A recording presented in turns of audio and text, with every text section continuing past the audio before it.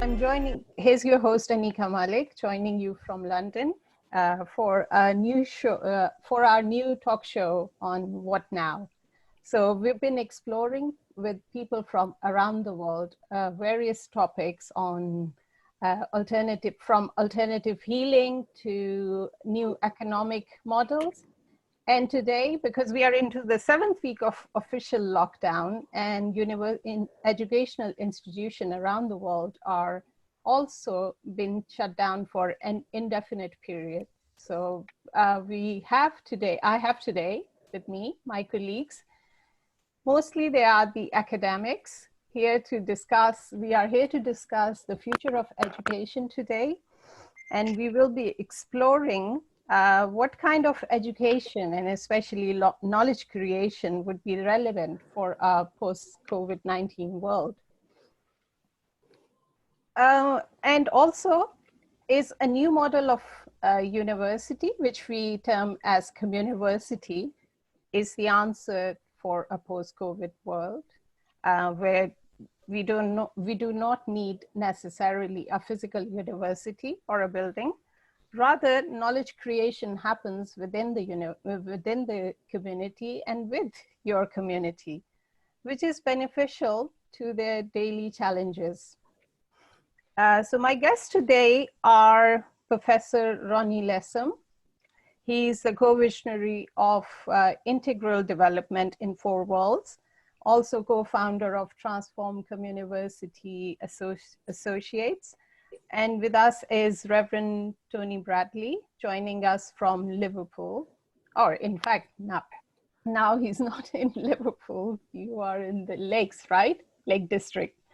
So Tony is a lecturer in social economy and innovation at Liverpool Hope University Business School. He also chairs the Wigan Arts, Culture and Heritage Trust. Joining us from Nigeria is Father Anselm Adodo, co-visionary also of Transform Communiversity Associates. Father Anselm founded Nigeria's first alternative medicine and research laboratory in Nigeria, known as Pax Herbal Clinic and Research Laboratories. And between them, they share numerous books they have co-authored together.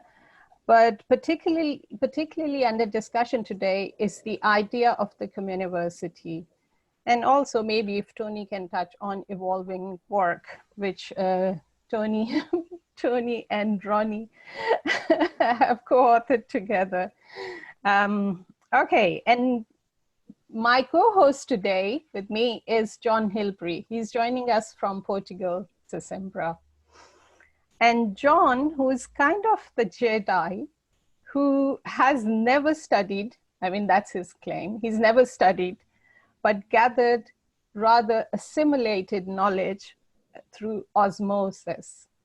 So we're going to now discuss what is the nature of knowledge creation or the future of education around the world, especially when we know that on average, a student in the UK spends about £35,000, an undergraduate student, on tuition fees. So university education used to be free, and it was supposed to be beneficial for the society. But now universities are also at the mercy of market forces, and which with COVID-19, I don't know what's happening with the universities, and that's why my first question to Tony would be that let's rewind and go back to pre-COVID-19 world, where UK universities were struggling with the longest ever strike in the history of universities. Whereby more than 1 million students could have been affected by a walkout at 60 universities across the UK. Comes lockdown, and the whole infrastructure moves to a virtual university, a virtual platform. Are we witnessing the collapse of ivory towers, so to speak? And if yes, what does the future hold for universities? Over to you, Tony Bradley, because you are the one Well, who's at the moment part of a university. it's fascinating how we view history, isn't it? Sometimes in my darker moments, I feel that my undergraduates think history is what happened yesterday. But really, you know, the way you frame the question, Aneeqa, is it feels like history was what happened 6 weeks ago. Because in a sense, we are thinking that the world has changed. It's very difficult to remember, actually, even 2 months ago in a university. Yes. But you're absolutely right. I'm not sure about the collapse of the ivory towers. I'm not sure that the ivory towers ever existed. The idea of the ivory tower is of perhaps within some of the medieval foundations that the universities were built around, there was the sense of a collegium, of a gathered group of scholars, often around a particular scholarly leader or professor, or sort of monastic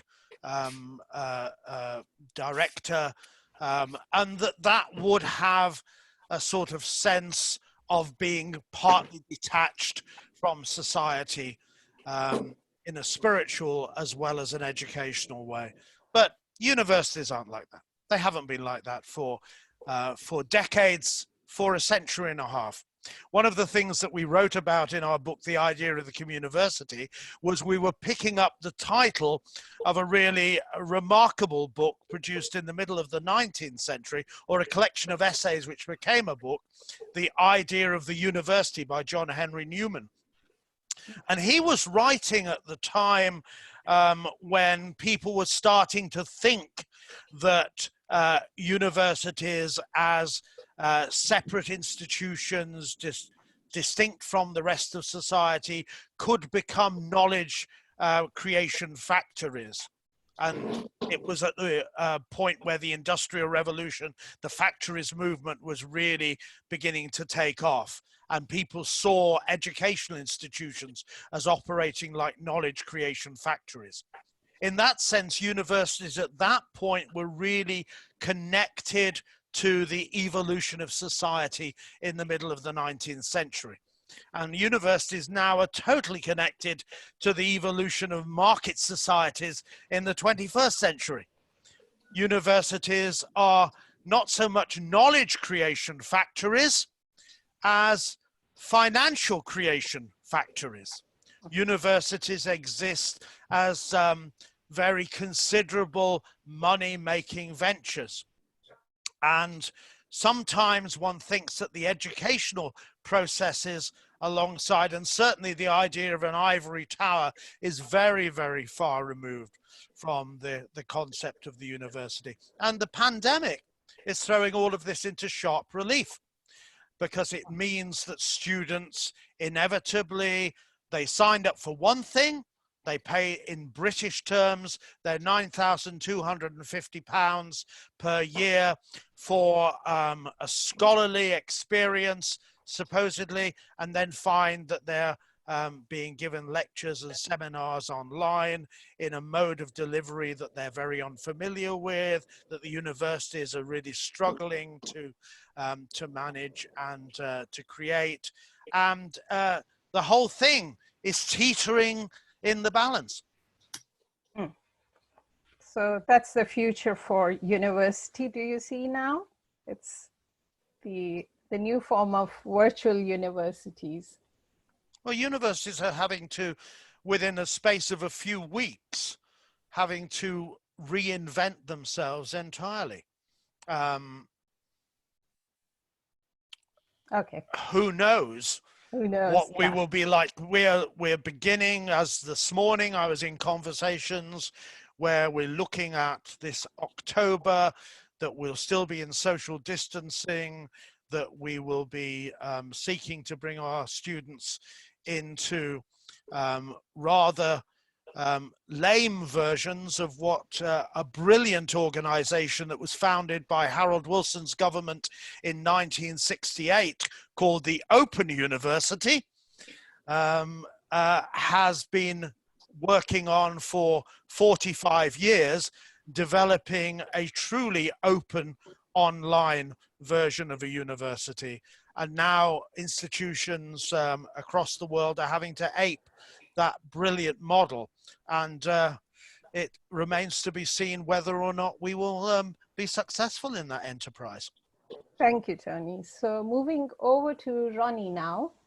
Ronnie, I would very much like you to elucidate us on the difference between Mode 1 and Mode 2 university, as you've written, all of you have written in your book, and the idea of the Communiversity, and also your personal journey and mission of decolonizing the university for over 4 decades now.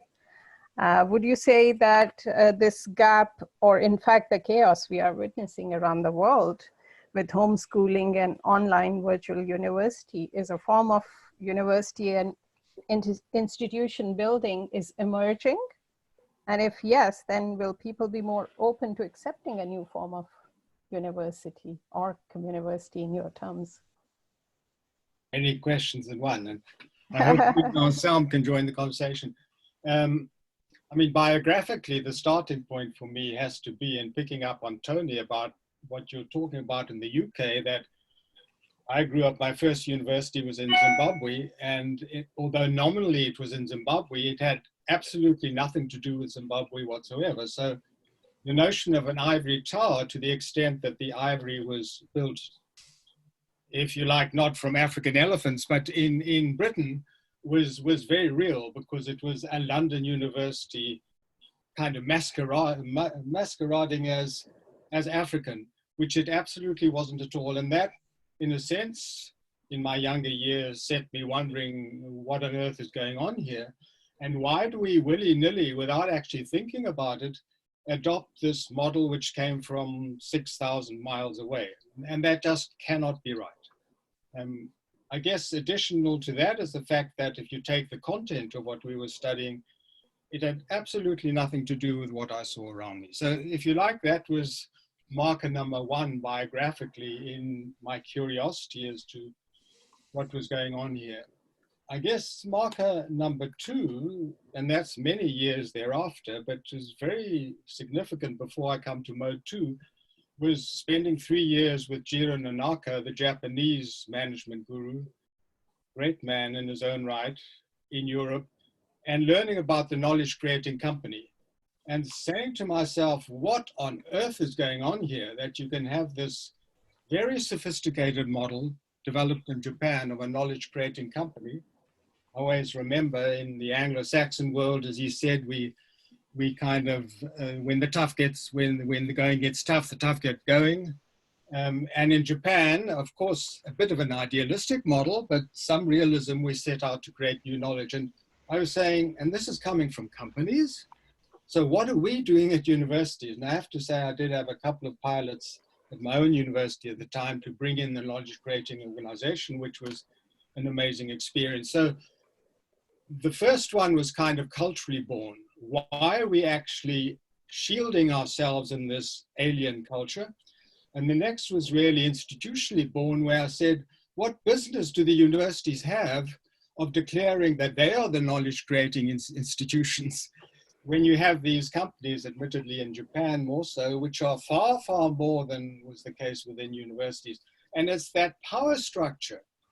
I can always remember, Tony, I'm sure you feel the same, sitting in these exam rooms, not as a student, but as a supervisor, feeling absolutely appalled at this power trip that we were engaging in as faculty academics with our gowns, pretending that we knew everything and we knew nothing, comparatively speaking. So if you like, that's stage 2. Stage 1 is, let's find other cultures with other models. Stage 2 was, why on earth is knowledge creation restricted to universities? Then stage 3, you mentioned Mode 2, which is a third kind of revelation, because the host for Mode 2, as we entered into it practically, Da Vinci Institute, was co-evolved by Nelson Mandela. And like probably all of you, Mandela is a great hero of mine, and most particularly I have to say the Robben Island University, because I'm in the university world. So I studied the whole phenomenon of the Robben Island University, which is an extraordinary phenomenon in its own right, and saying, why on earth is Mode 2 not picking up on its own heritage in South Africa? And then two things came to light. The one is that by and large, we never pick up on our own heritage. Secondly, we never evolve it. But thirdly, in the Mode 2 case, coming to your point, Aneeqa, there was this extraordinary phenomenon of three people, one of them from Sussex University, the second, Novotny from Austria, and the third, which was Peter Scott from Institute of Education, all of them great, great minds who came up with this idea of a knowledge distributed entity, bringing the knowledge creation into the university world. And it has totally, totally disappeared. I mean, it is extraordinary that this kind of phenomenon of Mode 2 has just disappeared from the horizon. Of course, Da Vinci Institute never picked up on the heritage of the Grand Master, Nelson Mandela. So where we were left in this kind of vacuum is where the Communiversity was born. And I'll leave Anselm to pick it up as they, if you like, our pioneer of the Communiversity. But the basic idea was, how do you bring together different cultures, different institutions, different communities, different approaches to creating knowledge, and somehow coalesce them into a Communiversity whole? Thank you, Ronnie. I'll go to Anselm, and after that, I would like to bring John in because he's very patiently sitting there. Hi, Anselm, are you there? Hi, I'm there. Yes, okay, so my question for you is that you have pioneered many things in Africa and Nigeria particularly. So you've pioneered the nature power alternative medicine and research methodology, and you are now very proactively involved in developing an African research methodology, or Africology. And you also introduced a master's program in Nigeria, which was co-evolved with Transform Community as well, and Ronnie and Alexander Schiffer. Transformation Studies, Masters in Transformation Studies in Africa, in African context, right? And you have about, what, 21 students up till now? And the idea behind this master's program is that the students they don't have to just write their dissertation, but it's basically research to innovate projects. So they have to develop their projects. And we've been watching and seeing how this has picked up in Nigeria, especially. Would you say the term transformation was, as I keep on hearing from you, was it just the transformation which was the main hook for people to get interested in a new master's program? Or was it the idea for the students to go into the field and work with their community and develop projects with the community? So could you please elaborate this? Thank you. Okay, thank you, Aneeqa. The idea of the Transformation Studies program in Nigeria is to enable us go back, reflect again about education in Africa. And we all agree in Africa that we need a new model of education for Africa, because not much seems to be working. And we want to see if we can design an educational system based on African worldview, African culture, African way of doing things. And then, of course, you need to borrow from the global knowledge system. What we have in Africa is a knowledge system that is completely exogenous. And people go to school, they have certificates, then they graduate, and then what next? Their way of thinking is built on a different worldview. So we said transformation studies could help us to go inward again and come out renewed and see how we can translate knowledge into practice. We have so many engineers, so many architects, and so many professionals in Africa, and you get the impression that we have given out our sense of identity in a way to acquire knowledge, Western form of knowledge. And in transformation studies, we teach the students that they don't need to lose their identity in order to gain knowledge. Then we try to distinguish between education and knowledge. They are not really the same thing. So the students, they must learn to go back to their community, because that should be the foundation. So they must adopt the community and then translate the theories into actual practice in their local communities. And then they must learn from the local elders, the old people, the young ones. And that is why the idea of the Communiversity is attractive from where we are. So community-based knowledge, drawing knowledge from within and from without, bring them together into the community. So the program has been very popular, and we have, as I said, 21 students, and the program is evolving to the doctoral level next year. So that says a lot, that it says something, it resonates very well with the local people. Thank you. So I'll take your, what you've just said about knowledge, inner knowledge as well. So now I would like to bring John in, because John and I have been talking about this as well. So it seems like, what universities do, or the task that education does, is to prepare you to get a job, and prepare you for work, right? Steer you towards where you can create work. That is the idea. But if we bring John in and ask him, the osmosis is about firstly absorbing whatever is happening around you, and then making work or something out of it, especially with the inner knowledge as well. So John, what would you like to say? Tell us about osmosis. How have you learned? Thank you for this opportunity. And gentlemen, I'm very happy to share my limited knowledge with you, but quickly a story. I've had no formal education whatsoever. I was born in the middle of war, 1941. Clearly, I didn't go to school then. I went to school when a school was put together from 5 until I was 8. Then I had an accident. I was invalided for 2 years. I came out, I got fit. I became a sportsman. But I left the school where I learned nothing at the age of 14, and I went to work in the City of London. I didn't even know how to get from A to Z in the alphabet, but I could read extremely well. But I didn't actually know anything about anything. So I've learned everything in work. I've had many, many apprenticeships, basically.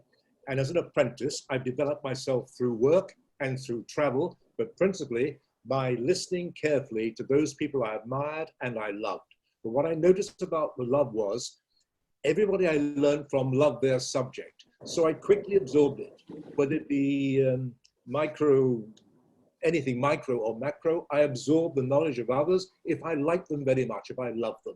So when a teacher loves the subject, it simply poured into me. And so I have a huge global education now through my friends and through people I've selected or people who impress me. It was a process of absorption. I've traveled in 83 countries. I've worked in maybe 70 of those countries. I've worked in many cultures, in Brazil, in Pakistan, in India, in Australia, in New Zealand, and China, and Nigeria, and Malaysia, and the United Kingdom, and throughout Africa. And so wandering around without any formal education, I was open to everything. Everything was fine by me. Christianity, Islam, Sufism, Judaism, any culture you wanted, I loved it. Every new culture. So I spent my life scurrying around, working, making a little bit of money, but basically I used my work to educate myself. That's the simple story. Obviously in detail, it's much more complex. But here I am today, fully fulfilled as a human being, well-read, well-traveled, with an abundance of friends from many, many cultures, without any prejudice, I think, about anything. And I am now, I think, regarded as an educated man, but totally informally. Now, am I an example to anybody? Am I a one-off? Am I a freak? I don't believe so. I believe I have learned through my relationship with people, and through working, and through the generosity of my work colleagues and my traveling colleagues, in some cases as sailors when I went to sea, I've done many things. But always there was somebody around to father or brother or nurture, and I just accepted that knowledge. I believe this is education. And I've been a trustee at Cambridge University, I've been at Trinity, I've been a trustee at American University in Washington. I've had my fill of universities too, but that was later in life when I was successful and I could give the money. So universities, I've discovered, were actually money-making machines, as Tony quite correctly said. They lost the whole reason of education. My education was free. I've given my education freely. Education is why I'm alive, to learn and to absorb and to share my knowledge. It's a passion. So as soon as I saw education become a money-making exercise, I knew we were lost. I don't think Plato made any money. I'm sure Aristotle didn't make any money. And it's in the money-making process that you actually lose the purity of education. So somehow we have to bring it back to this, to nature, and so to nature power. You've got to bring it back to the nature of the culture, the nature of the place. I live in a small village, 3,000 people. I know nearly everybody here. It's a fishing village. It survived for thousands of years, longer than anybody knows. They have a culture. They have their own religion. They're also Marxists, the same as being very, very Christian. It's a mix of society, very humble, very poor, but very learned. The knowledge they have of the sea and the land is phenomenal. And so from any culture we can learn, from Aborigines in Australia to the tribal people of Canada, obviously from Africa, from whence we all come. There is so much to learn. So I think we've gone in the wrong direction. At the age of 10, I stood on a hill and somebody said, we took the wrong path. I believe we've taken the wrong path to education. And I think the time has come to stop and start and think again. And this is the opportunity. We're in it. We're in the moment now, and Tony, you just have to reorganize your process. Maybe we need to reorganize the whole damn thing. End of story. So are you suggesting then that universities can't be enterprises in themselves? Because if who should I request to maybe explain the 4 components of Communiversity? So universities could also be socioeconomic laboratories. Anyone would like to take this question? Well, I could pick up directly on John. You see, the issue, and incidentally, John, the parallel in my life is that everything significant I learned after my 4 universities. So in that sense, there's a parallel, that kind of learning from the world paralleled what you're talking about. But I'd like to just pick up a thread and then pass it to Tony and Anselm about the osmosis, because what we're talking about, and hence, Aneeqa, you mentioned laboratory, is osmosis for a whole society. It's not just what is that osmotic process of learning for me, Ronnie, or you, John. It's for the whole of Zimbabwe. Huh? Now, once it becomes the whole of Zimbabwe, it becomes much more complex. And that is what we are currently, now Anselm, that because up to now we've looked over your shoulders at what you've been developing, now we're kind of hot following in your footsteps into building in Zimbabwe. We have to preoccupy ourselves, how do we make that osmosis happen?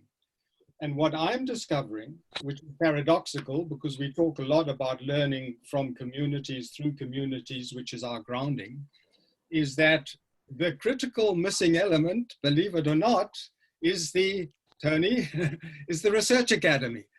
And what I've been doing in the last few days and sharing with you is I'm totally revisioning the university as a whole, yes, grounded in learning through community, evolving Anselm through the transformation journey, the pilgrimage.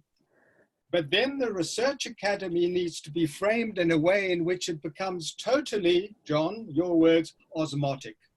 Now, what does that mean? As I've signaled, and I hope we'll build on that, incidentally, for those who can join, I've just heard our research seminar is 10 o'clock Zimbabwean time on Thursday, 10 o'clock if you can join on Thursday. What we're evolving is an osmotic form of academy, Anselm, which starts from nature power. We're developing 4 faculties. That's, John, is what I call societal osmosis. The one, and this is an engineering university. So instead of engineering, we have nature power, also. But in time, we will need to fuse nature power with engineering. Yes.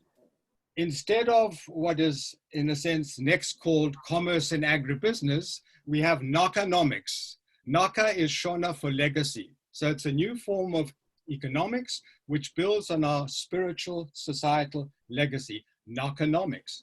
But knockonomics will need to be fused with agribusiness and commerce. Then again, Anselm, the next faculty is Africology. Right? Instead of science and technology, it's integral Africology. Again, in time, Africology will need to be fused with science and technology. The final faculty, again, echoes of Pax Herbals and your laboratory, Aneeqa, is we're now calling from Chitubu. Chitubu means health and rejuvenation in the Shona language. From Chipo and Dudzo is the faculty of health and rejuvenation. Health and rejuvenation will need to be fused with applied social sciences. So what I'm saying is societally, this osmotic process, particularly if we're coming from an institution which has a strong intellectual base to it. After all, Tony, what is a university if it doesn't have a strong intellectual base to it? Needs to go through a sophisticated genetic process, genetic, of osmosis, which frankly, for all the good things we've done individually, Tony and Anselm as graduates of our PhD program, we've never done purposefully, osmotically, societally as a whole up to now. And that to me is the next osmotic, thanks for introducing the idea, John, the next osmotic task of our Communiversity Academy, because communal learning, transformation, pilgrimum, laboratory, Aneeqa, they're going on reasonably well. The Achilles heel, the stepchild, the orphan, is the homegrown, genetically, osmotically evolved academy. Could we bring in Tony here? Because if I could just pick up on Yes. the research thing. Mm-hmm. A very traditional university, the University of Oxford, is going to be responsible for saving millions of lives because it has, through the intellectual rigor, the scientific knowledge, the research practice, and the enthusiasm of its scholars, has been able to develop a vaccine which is going to be rolled out across the world to seek to bring an end to this terrible pandemic. And it's been able to do that in the space of 2 months, when normally a vaccine production would take 10 or 20 years. That points to the fact that we shouldn't throw out the baby with the bathwater. There is something in knowledge creation in a northern and a western mode of operation that actually is able to do things which can transform not only society, but can help to save the world. So we should take that very seriously. At the same time, what we've lost, as John was able to articulate, as Anselm is articulating through his nature power, as Ronnie is articulating through the various modes of development of understanding of the Communiversity in Zimbabwe, we have lost contact with nature. We've lost contact with the natural capital environment in which we've been nurtured as a species. And nature is finding ways of countering our loss. And I say this quite seriously. You know, we're not only dealing with a pandemic.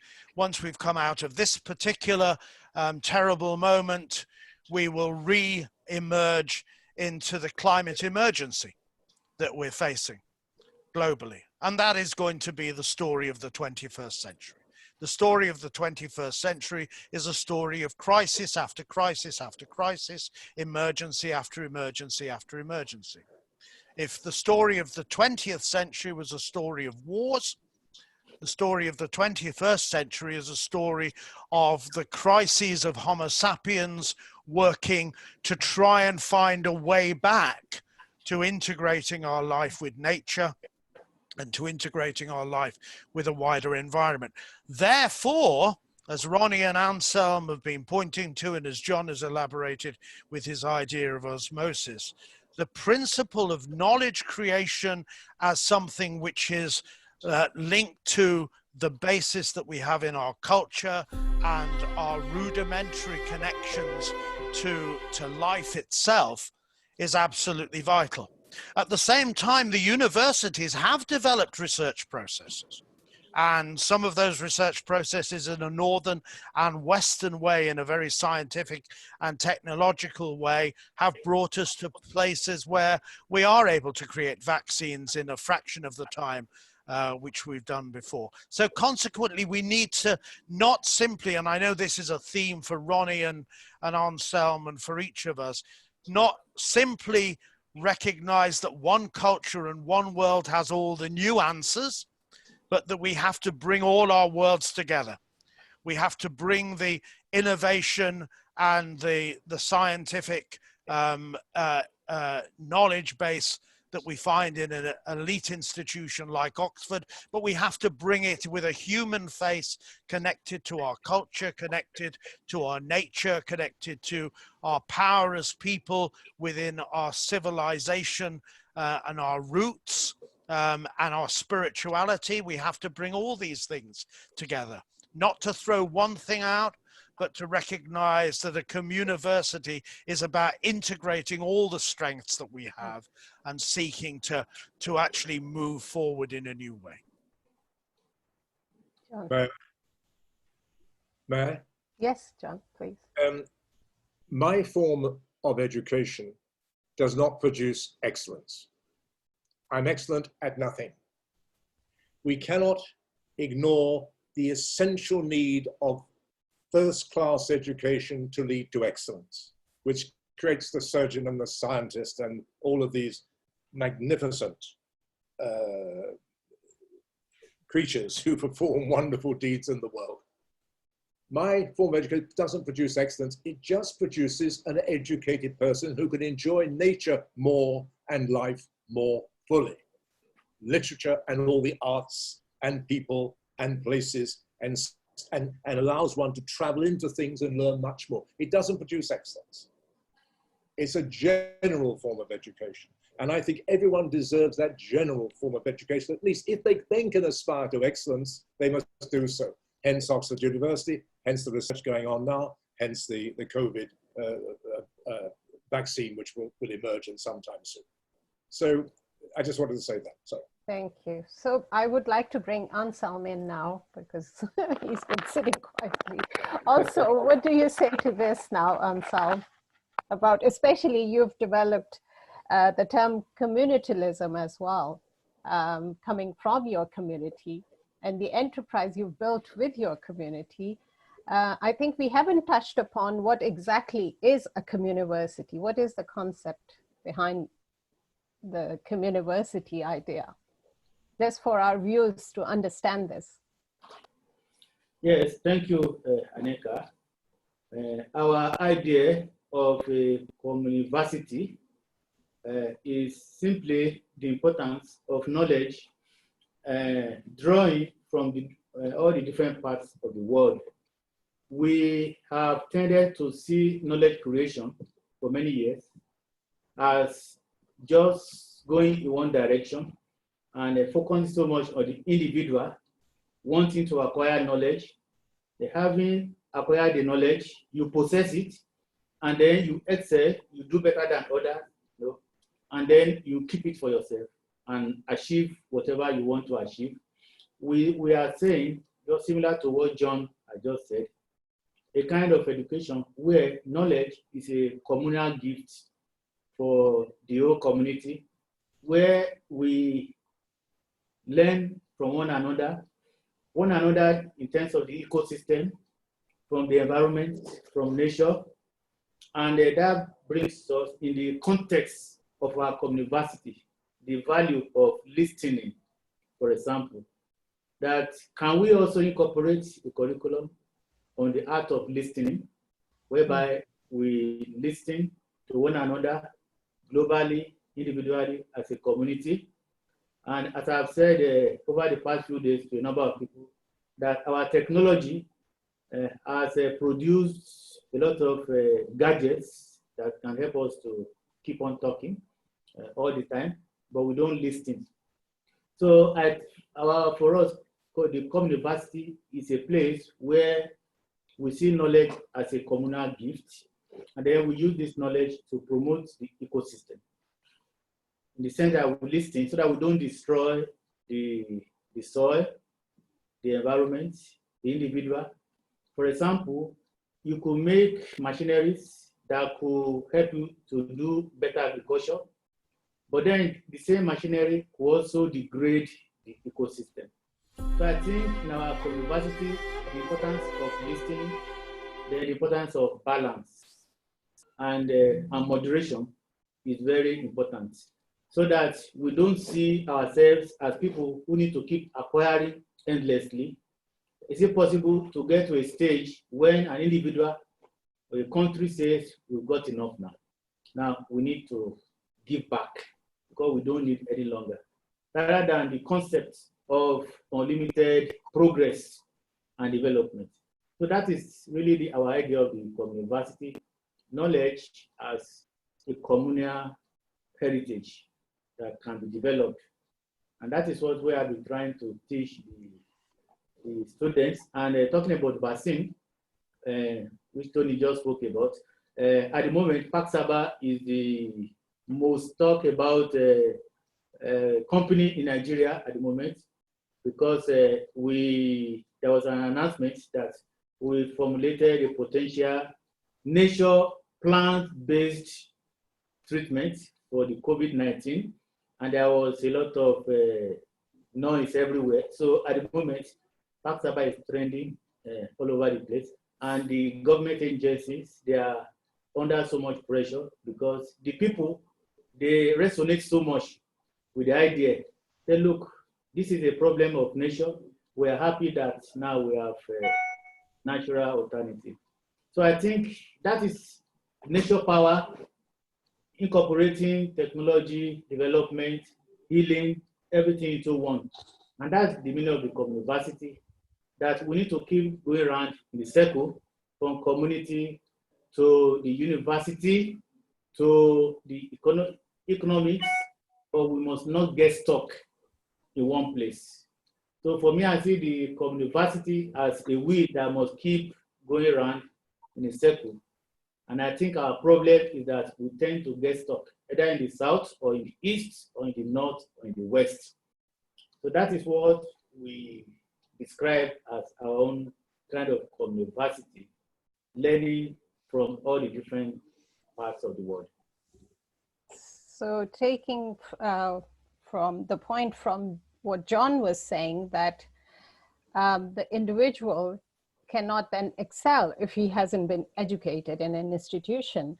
So are you saying that communities can excel together, right? A, this is what I'm getting from you. And B is that knowledge share, because if you're sharing knowledge within the community, then it's, or within a communiversity, it becomes everybody, nobody has ownership of that knowledge as well. So knowledge share in today's world, I think, is pretty much free. You've got so many avenues where you can gather all that knowledge virtually as well.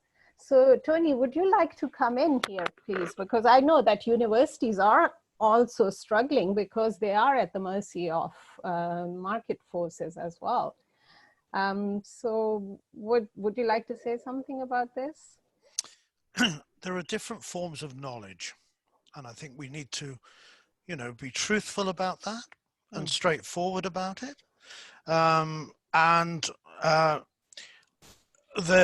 John very eloquently a few minutes ago talked about his learning experience derived out of love.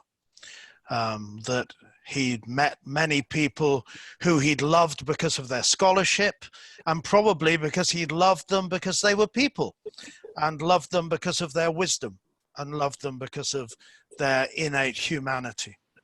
And one of the things that we're doing with our communiversities is to enable communities to discover that mutual love relationship amongst them, which is the most profound human knowledge. That's very, very vitally important. But it's not the sort of knowledge that will lead to a vaccine for COVID-19.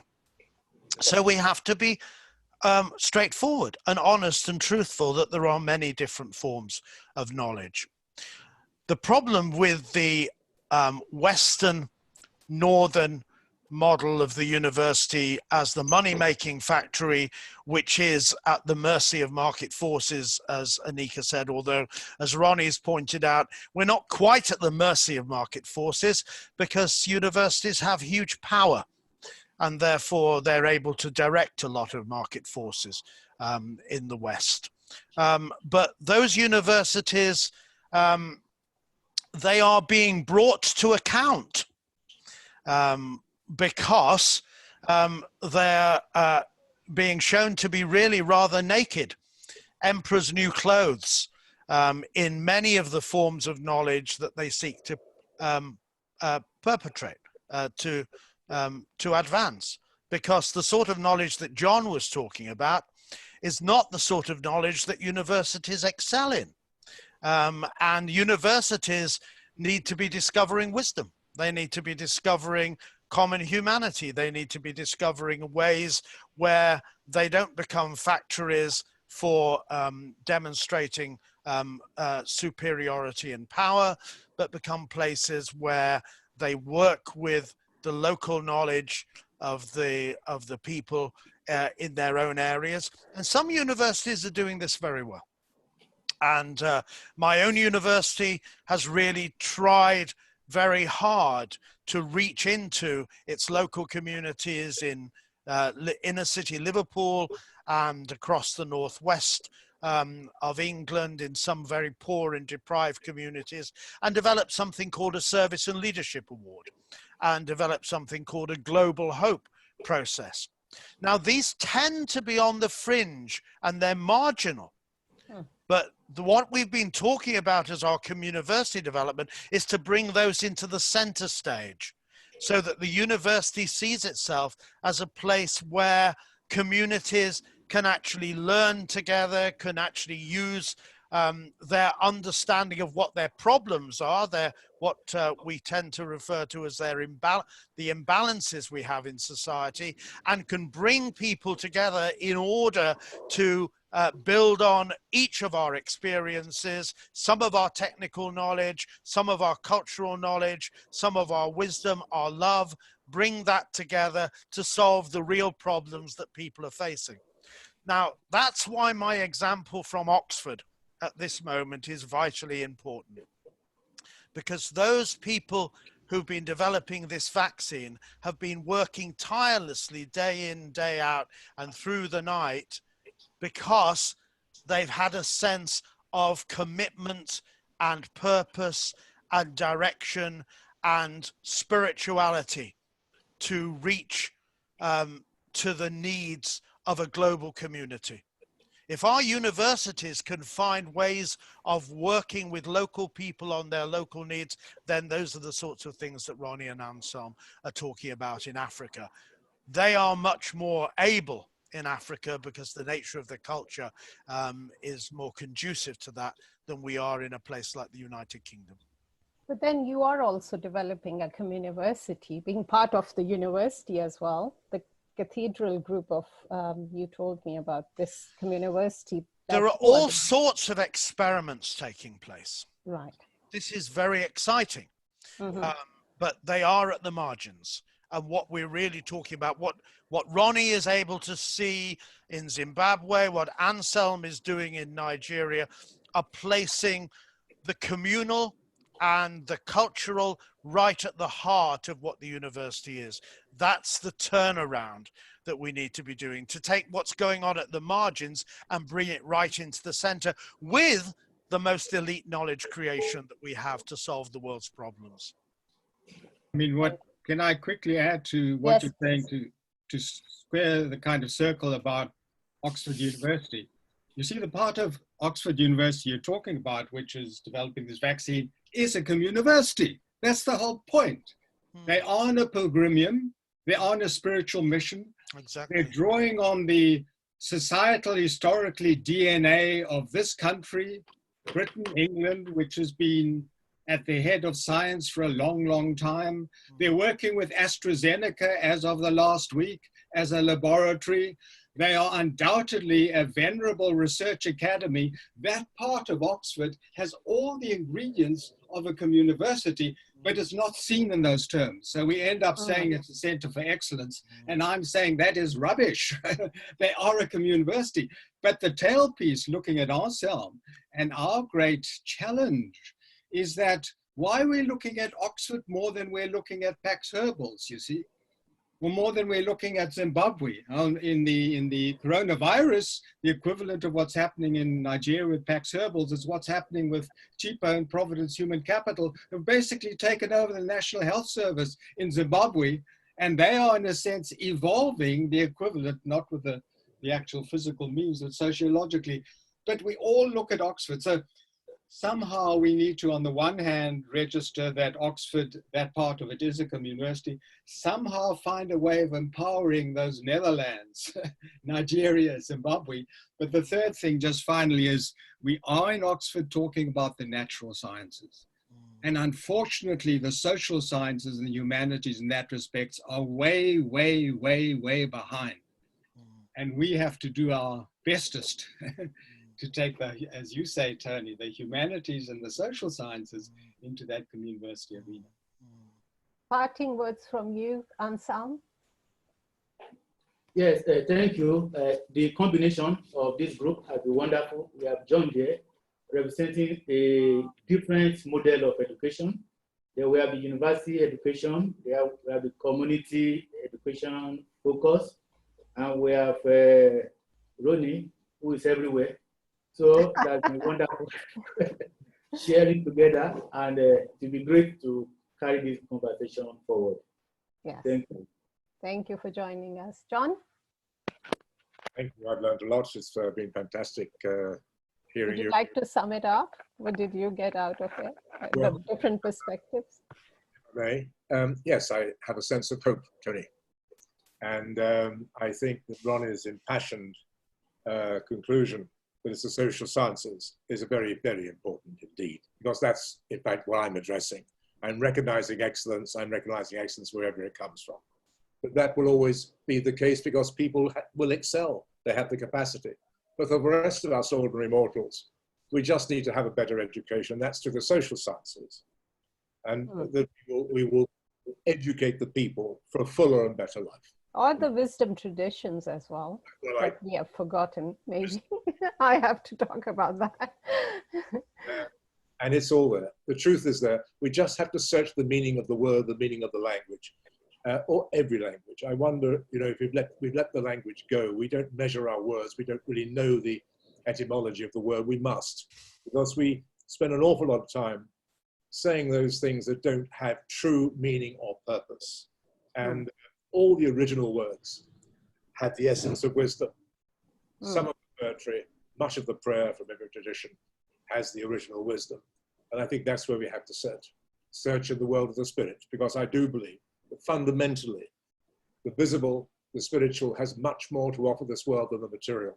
If they do come into balance, then that will be heaven sent. But for the moment, we need to search the world of the spiritual to re-nourish and heal what is a very broken society and a very broken world. Thank you very much. This was a beautiful note to end on. Thank you so much, everybody, for joining us. And I hope we can gather again, maybe bring Tony back and talk about evolving work and the nature of work. Thank you, Tony, for joining us. Bye now. Bye.